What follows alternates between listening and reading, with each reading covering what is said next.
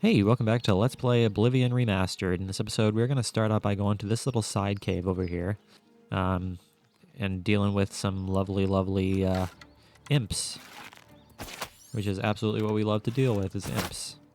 Because imps are super fun times, and we like to destroy them. So that's what we're going to do. There's an imp right there. He's guarding the cave. He's watching the entrance, Sideways Cave. Hello, little friend. I have a ranged attack too. My ranged attack is more powerful than yours. So thank you, but no thank you. Alright, into Sideways Cave.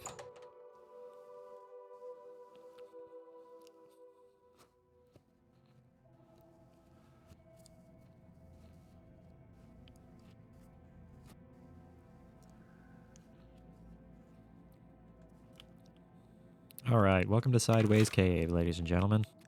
We are going to be encountering imps upon imps upon imps. It's basically the only thing that's in this cave is imps. Usually there's one sitting right here. There's some bugs floating in the air there. Which is okay. Wow, I'm a terrible shot. I am not a good shot against rats, that's for sure. Oh, there's the imp that was supposed to be up here. He's right there. What's up, pal? Man, you fly kind of fast. Wow, you're actually kind of scary in this game, actually. Just a little bit scary in this game. So can you not do what you're doing? Imp gall. Can I eat the imp gall? Fortified personality. Crab meat. Eat that too. Eat all that fun stuff. Hello there, impy man. You were relatively easy to kill. Because you were facing the other direction. And I didn't have to worry about facing you head on. Which is okay indeed. What are we seeing in this place? I am not so sure. There's an imp way down there, which is not going to be difficult to kill, because we deal a decent amount of damage with our bow. There's a dead deer here. He has some venison on him. I suppose I'll take the venison, because, you know, restoring health is something that's nice to have. Something that restores health. So we shall gladly take such things. There's a leather shield there. Hello, little rat. How's it going? Just gonna go ahead and kill you, because I'm not interested in you. Now, which direction? Now, where are we going exactly? What's the map look like here? There's two ways we can go. We can go this way, or which is the direction we just came from, or we can go this way, which is going to be something else entirely. Whoa, that was close. He almost scared me. He almost freaked me out, man. And that leads us here. Leads us to the next area, which is going to be the hidden lake.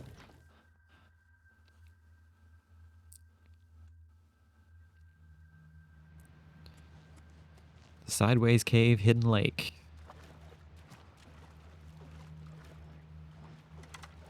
Hello there, little friend. How's it going, little friend? It's just unfortunate that corpses, they no longer float to the surface when you kill them. That's one of the few things about this remaster that I wish was different, was that the enemies no longer float to the surface when you kill them, which is an issue in some instances. I can think of one quest in particular that's a serious problem in. And it's a quest we're not going to be doing anything. We're not going to be taking on, I don't think, because it just takes way too long. So we're probably not going to worry about that. We have other things. We have bigger fish to fry, as it were, which is actually a pun, given the fact that the quest we're talking about involves fishing, which we are not going to worry about doing. So let's just keep on exploring around here, trying to find things to kill, which is just lovely. Alien tablet. A hasty translation is scrawled here. Meridia child. Earth root power. Sea wave like. Earth like a flood. People out. Escape. Present tense. Imperative. Okay. Is there an enemy here? Yeah, he's hiding behind rocks. Ouch. Just gonna go ahead and hit him in the foot and kill him. Because that's how good of a shot I am. So hitting a guy in the foot. There's someone above? They're saying there's an enemy somewhere, but I certainly have no way of getting to that enemy unless there's a way up there, which I don't actually know if there is. I don't see a way up there. So I think that is not going to be a thing that I can do. My athletics increased. Lost Epigarlas.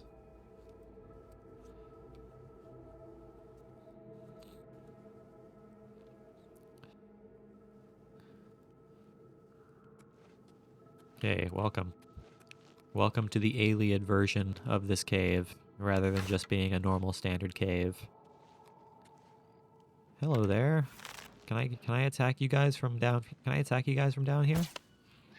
Realistically, I can, but you guys are kind of moving around a little more than I want you to be. You guys are dodging my arrows really efficiently too, which I don't appreciate. So you, sir, can die, but the other guy, the other guy can also die a painful death for all I care. I don't like the fact that he's tossing fire at me. Weak potions of healing, I'll take those. Definitely take all of that. Whoa, okay, I can't go over there. Can't go over there, so let's go this way. Where there are a couple more imps just guarding the path. Wow, I am not good at aiming in this game. Can I just say that? I am definitely not good at aiming in this game. I don't think I have to pick up so much imp gall. I'll probably wind up selling a lot of it. Because, I mean, fortified personality, it's not particularly useful in very many places. So I'm probably not going to use that for anything. I probably won't make a potion out of it. It's not going to be necessary, really. So we're not going to worry about that, I don't think. Is there a guy somewhere around here? I see a red marker on the map. Oh, the red marker on the map is my quest marker. That's right. That's right, I'm realizing now. The red dot is where enemies are. The red arrow is my quest marker. Okay, I understand. I understand how the video game works. I understand how the video game works. Yeah, can you guys tell I haven't played much of this game? Can you guys tell I'm relatively new to this game?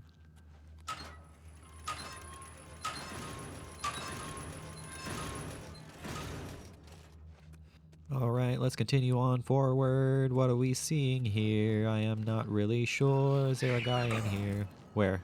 Oh, there he is. Crazy guy. I'm gonna go ahead and kill you. Because I'm not really concerned about you. There's a dead guy here, a dead scholar.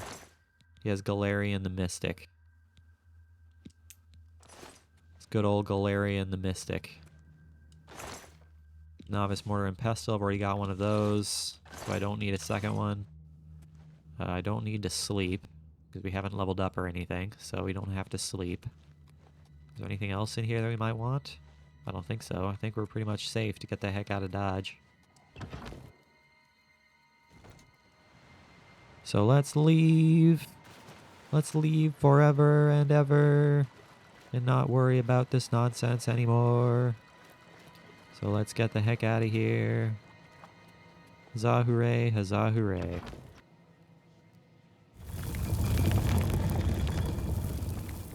Make our way out of the cave. Hopefully without encountering too many dangerous things. That would be much preferable if we could do that. Without finding too much danger afoot. Because I don't feel like fighting too many things right now. I think we're going the right way. I think we're going the right way, so let's keep on going upwards. Keep on climbing upwards and getting the heck out of the cave. I think this is the way out right here. Hello there, exit door.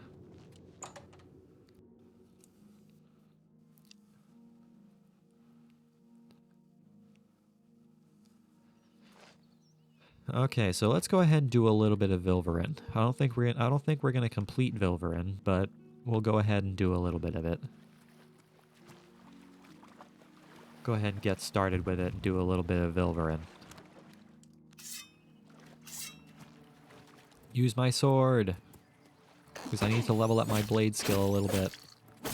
Your apparel is about to break. Okay, well, thank you for telling me that. Yeah, thank you for telling me that. I wouldn't have realized otherwise.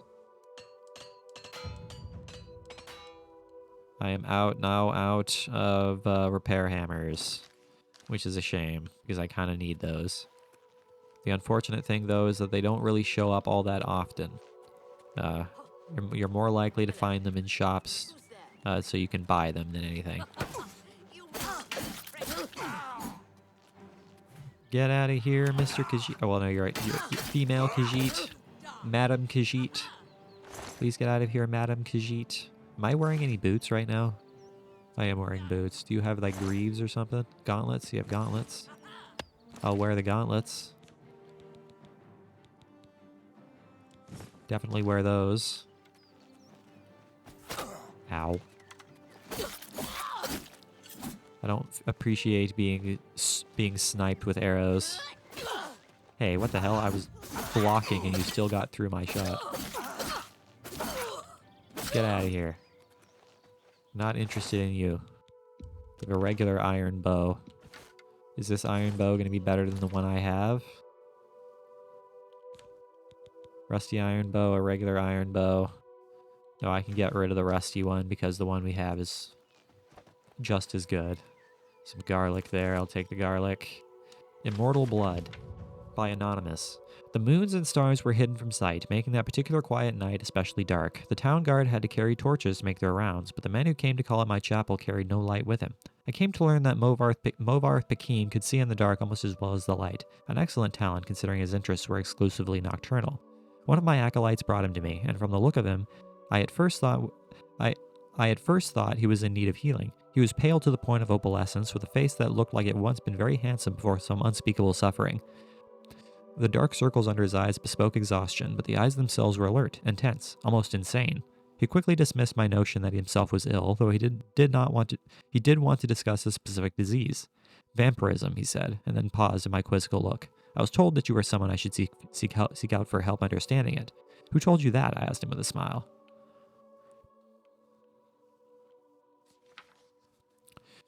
Decina Gray. I immediately remembered her, a brave, beautiful knight who had needed my assistance separating fact from fiction on the subject of the vampire. It had been 2 years, and I had never heard whether my advice had proved effective.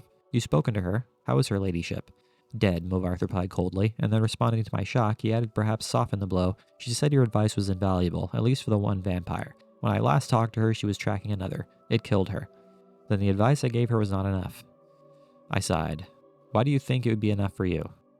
I was a teacher once myself, years ago. Not in a university, a trainer in the Fighters Guild, but I know that if a student doesn't ask the right questions, the teacher cannot be responsible for his failure. I intend to ask you the right questions. And that he did. For hours he asked questions, and I answered what I could, but he never volunteered any information about himself. He never smiled. He only studied me with those intense eyes of his, committing every word I said to memory. Finally, I turned the questioning around. You said you were a trainer at the Fighters Guild. Are you on an assignment for them? No, he said curtly, and finally I could detect some weariness in those feverish eyes of his.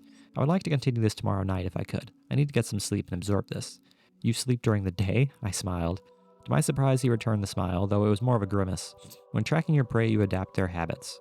The next day, he did return with more questions, those ones very specific. He wanted to know about the vampires of Eastern Skyrim. I told him about the most powerful tribe, the Volkihar, paranoid and cruel, whose very breath could freeze their victims' blood in the veins. I explained to him how they live beneath the ice of remote and haunted lakes, never venturing into the world of men except to feed. Movarth Pakeen listened carefully, and asked more questions into the night, until at last he was ready to leave. I will not see you for a few days, he said, but I will return and tell you how helpful your information has been. True to his word, the man returned to my chapel shortly after midnight 4 days later. There was a fresh scar on his cheek, but he was smiling that grim but satisfied smile of his. Your advice helped me very much, he said, but you should know that Volkihar have an additional ability you didn't mention. They can reach through the ice of their lakes without breaking it. It was quite a nasty surprise, being grabbed from below without any warning. How remarkable, I said with a laugh.